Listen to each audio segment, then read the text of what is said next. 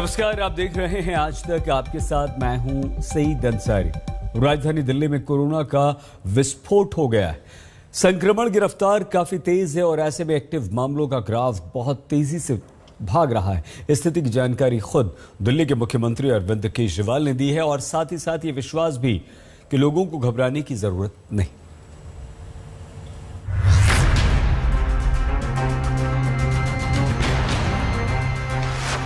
मुख्यमंत्री केजरीवाल अपील कर रहे हैं, दिल्ली वालों को घबराने की जरूरत नहीं। कोरोना के केसेस रोज छलांगे मार रहे हैं, लेकिन आज मैं आपके सामने डेटा लेके आया हूँ ये दिखाने के लिए कि केसेस तो बढ़ रहे हैं, लेकिन चिंता की कोई बात नहीं है, पैनिक होने की कोई बात नहीं है। सबको जिम्मेदारी से काम लेना है, लेकिन पैनिक होने की कोई बात नहीं है।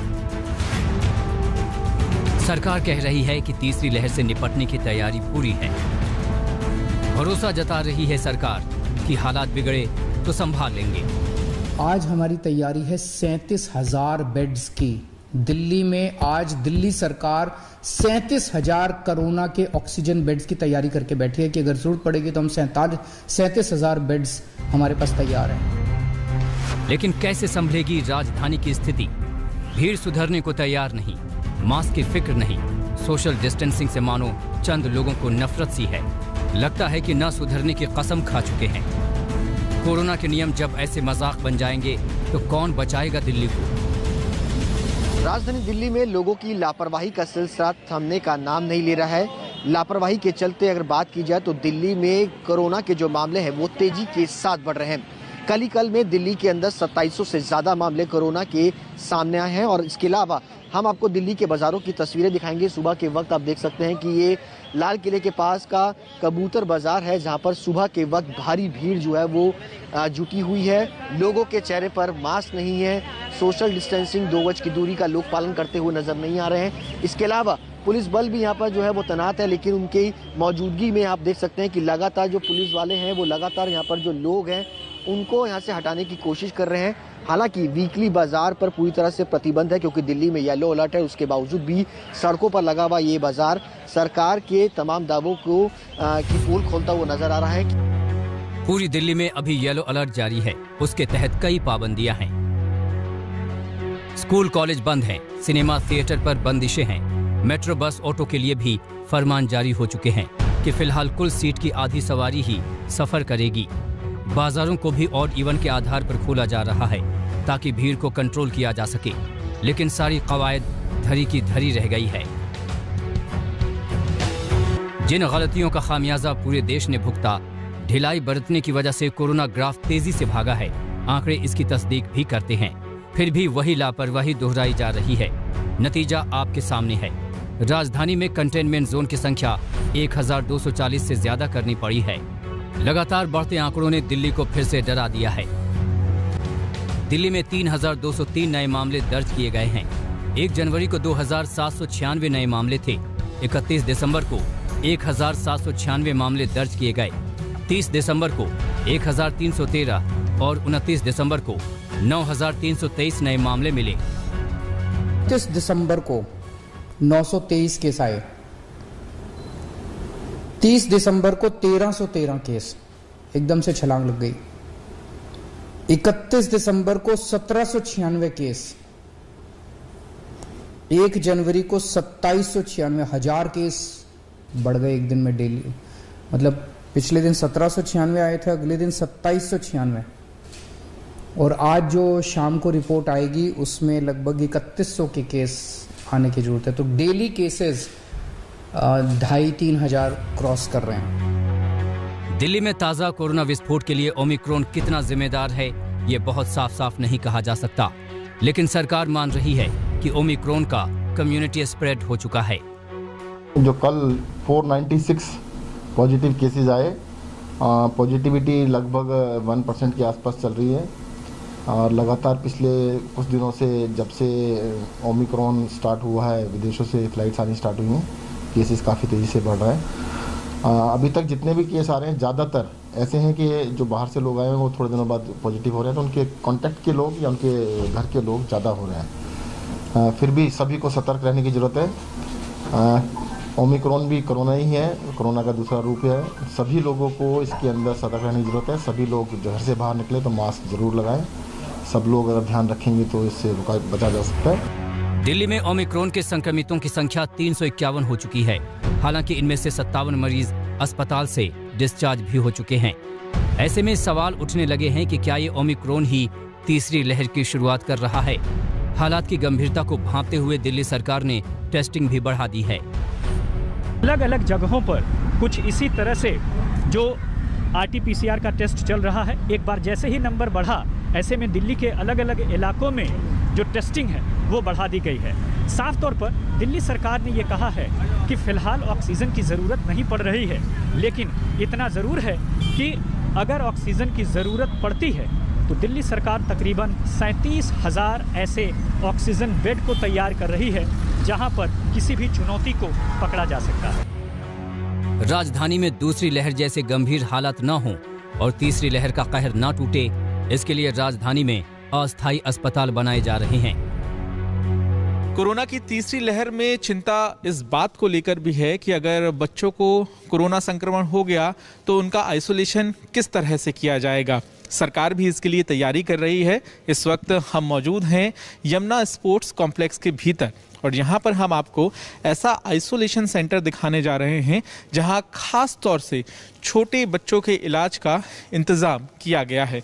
सामने आप तस्वीर देखिए, ऐसा लगेगा आपको कि आप किसी क्लासरूम में आ गए हैं, लेकिन ये क्लासरूम नहीं है, ये आइसोलेशन सेंटर। इन तैयारियों के बीच दिल्ली और देश के तमाम हिस्सों में 15 साल से ज्यादा उम्र के बच्चों का वैक्सीनेशन भी शुरू हो रहा है। सुशांत मेहरा और राम किंकर सिंह के साथ पंकज जैन, दिल्ली आज तक। ये तो दिल्ली की स्थिति हुई, लेकिन दिल्ली के अलावा महाराष्ट्र में भी स्थिति बहुत गंभीर हो चली है। अब तक उद्धव कैबिनेट के 10 मंत्री कोरोना संक्रमित हो चुके हैं। 20 से ज्यादा MLA कोरोना पॉजिटिव मिल चुके हैं। मुंबई में कोरोना की रफ्तार ने बहुत तेजी से सबको चौंका दिया, डरा दिया है। देश के अन्य हिस्सों में भी स्थिति धीरे धीरे गंभीरता की तरफ बढ़ रही है।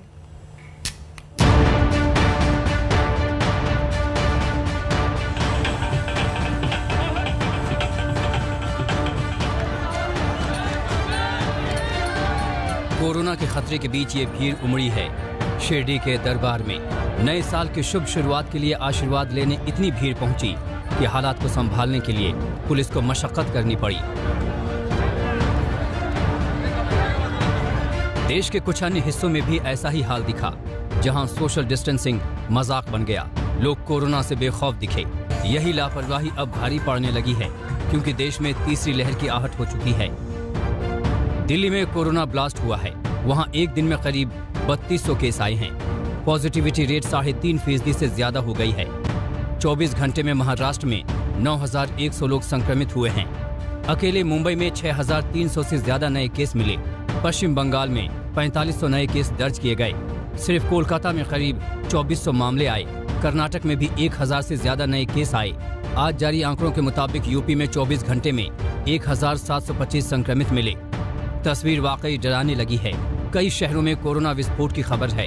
पटना के NMCH में एंटीजन टेस्ट में 17 डॉक्टर संक्रमित हुए हैं। सभी संक्रमित डॉक्टर बीते 28 दिसंबर को IMA के कार्यक्रम में मौजूद थे। उसी कार्यक्रम में बिहार के मुख्यमंत्री नीतीश कुमार भी शामिल हुए थे और बिहार में तीसरी लहर की आशंका जताई थी। फिर ये तीसरा दौर शुरू हुआ, थोड़ा थोड़ा बढ़ने लगा।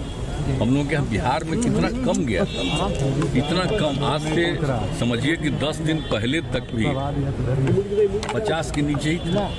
अब देख रहे हैं कि रोज कहीं न कहीं, और खास करके सबसे ज़्यादा तो अपना यहाँ पर पटना में और गया में, तो 2 जगह। बाकी सब जगह लोग कॉन्शस एक एक चीज़ को देख रहे हैं कि कुछ न कुछ तो बाहर से आता है ना, और वही उसी के साथ कोई संपर्क में आया, कुछ हो रहा है, तो लोगों को फिर अलर्ट तो रहना ही पड़ेगा।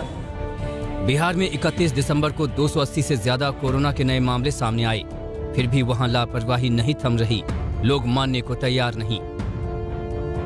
एक बार फिर से बिहार में कोरोना का प्रकोप जो है वो फैलता जा रहा है, और साल के आखिरी दिन यानी 31 दिसंबर को भी जो है सबसे ज़्यादा मामले अभी तक के जो हैं, अगर तीसरी लहर की बात करें तो दर्ज किए गए, जहां 281 पॉजिटिव मामले सामने आए प्रदेश में, और उसमें सबसे ज़्यादा जो था तकरीबन 136 मामले केवल राजधानी पटना में थे। एक्चुअली में सर हम लोग मॉर्निंग वॉक पे निकले तो अभी वैसा कुछ मास्क पहने नहीं है, but it is essential to use mask. हमको मास्क जरूरी नहीं लगता है, हमको लगता है कि कोरोना ऐसा कुछ है नहीं। जैसे कि हम 2 साल से देख रहे हैं, बट हमको कभी फील नहीं हुआ कि हमको मतलब ओमिक्रॉन चाहे कोरोना किसी भी तरह का वायरस इफेक्ट कर पाएगा। ओमिक्रॉन पे तो कोई इसका इम्पैक्ट होगा नहीं ना, और सारे लोग तो मास्क नाक के नीचे लगा के रखते हैं तो कोई फर्क नहीं पड़ता वैसे।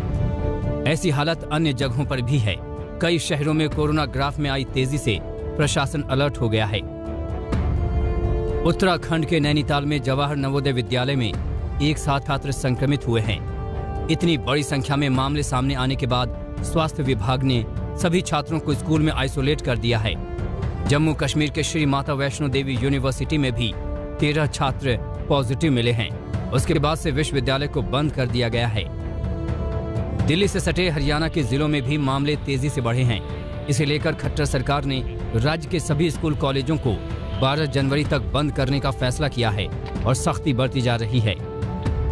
नए साल के जश्न की तैयारियों में डूबे हैं और वहीं कोरोना धीरे धीरे करके अपने पांव पसा रहा है। ये नज़ारा है चंडीगढ़ के प्रसिद्ध रॉक गार्डन का। ये चंडीगढ़ की उन जगहों में से है जहां पर सबसे ज़्यादा भीड़ भाड़ देखने को मिलती है। आज रविवार का दिन है, लोग काफ़ी संख्या में यहाँ पर जुटे हुए हैं और जो लोग यहाँ पे आने वाले हैं उनमें से ज़्यादातर संख्या लोगों की ऐसी है जिन्होंने अपने चेहरे पर मास्क नहीं पहने हैं। पता है कि तीसरी लहर ये बहुत तेजी से बढ़ रही है। आज हरियाणा में लगभग 500 केस प्रतिदिन बढ़ रहे हैं। आज 2000 से ऊपर केस हो गए हैं। हमें सब जगह सावधानी बरतने की आवश्यकता है ताकि इस कोरोना के फैलाव को हम रोक सकें। और सब प्रकार की सावधानी बरतने के लिए हमने जो नई गाइडलाइंस तय की हैं उसमें बाज़ार जो हैं और बाज़ार 5 बजे तक का समय को दिया, उसके बाद नहीं खोल पाएंगे। और जितने ऑफिस हैं उनको 50% की हाजिरी के हिसाब से वो खोल सकते हैं। बहुत चीज़ों के ऊपर ऐसे कड़े प्रतिबंध लगाए हैं। स्कूल कॉलेज को भी बंद किया है। एकाएक देश में कोरोना संक्रमण की रफ्तार काफी तेज हो गई है। इसे लेकर केंद्र सरकार ने सभी राज्यों को चिट्ठी लिखी है कि तीसरी लहर की आहट के बीच अलर्ट रहें और तैयारी पुख्ता करें। शिरडी से नितिन मीरानी, चंडीगढ़ से मंजीत सहगल और पटना से रोहित कुमार सिंह के साथ आज तक ब्यूरो। हमारे देश में कोरोना आउट ऑफ कंट्रोल है। तीसरी लहर का डर बढ़ गया है। आखिर कैसे कोरोना संक्रमण की रफ्तार इतनी तेज हो गई, देखिए और समझिए कि कैसे कोरोना का वेलकम आप और हम ही कर रहे हैं।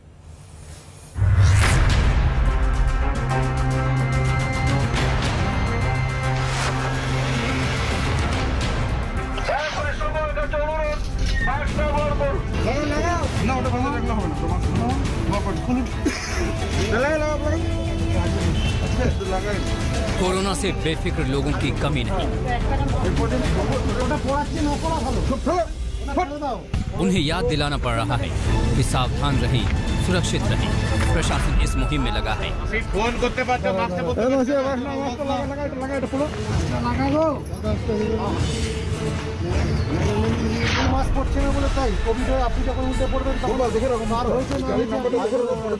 नए साल के पहले दिन कई शहरों से हैरान करने वाली तस्वीरें सामने आई। कोलकाता का ये हाल देखिए, वहां उमड़ी भीड़ ने तमाम प्रोटोकॉल को पीछे छोड़ दिया। कैसी सावधानी, कैसी सुरक्षा। जहां हालात गंभीर हों, ऐसी लापरवाही चिंताजनक है।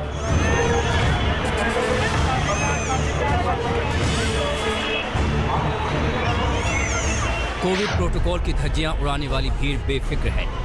देश के 6 अन्य शहरों का हाल देख लीजिए। नए साल के मौके पर मंदिरों में दर्शन के लिए भारी भीड़ उमड़ी।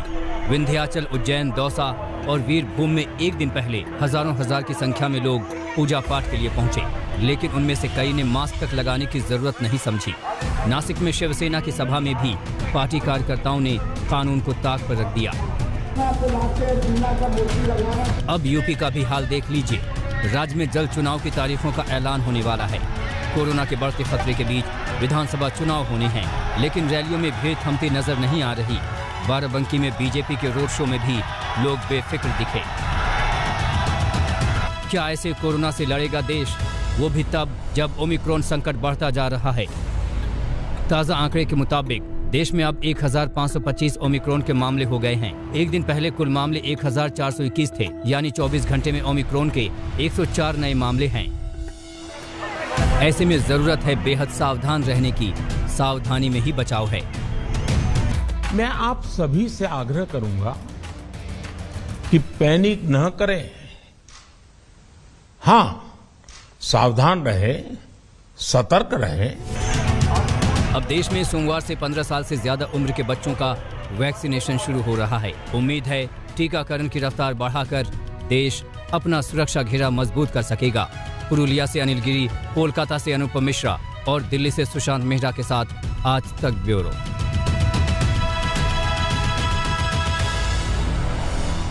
कोरोना बहुत तेजी से बढ़ रहा है, ये खतरनाक है, इससे हमें बचना है। अब प्लीज अपना बहुत ख्याल रखिएगा। देखते रहिए